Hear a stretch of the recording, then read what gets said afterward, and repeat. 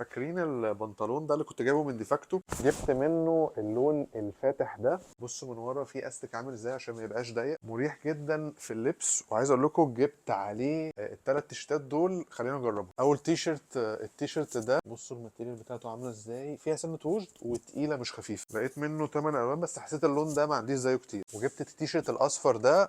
بصوا ده بقى الماتيريال بتاعته مختلفه شويه، فيها شويه تطريز هنا لطاف، وفيها طبعا الديتيل اللطيفه دي برضو حلوه. ده المقاسات بتاعته كلها موجوده بس انا اخترت اكس لارج عشان يبقى واسع عليا زي ما انتم شايفين كده. وجبت كمان الاوفر سايز بولو ده بقى الخامه بتاعته مختلفه تماما عن الثلاثه التانيين. زي ما انتم شايفين هي مجسمه جسم شويه. لقيت منه ثلاث الوان بس حسيت ان اللون ده احسن لون بالنسبه لي. هو الامانه غالي شويه بس الماتيريال بتاعته زي ما انتم شايفين عجباني جدا بصراحه. وطبعا اي سعر على موقع ديفاكتو تقدروا تستفيدوا بخصم زياده كمان لو استخدمتوا الكود بتاعي اللي هيديكوا خصم زياده على اي خصم موجود على موقع ديفاكتو.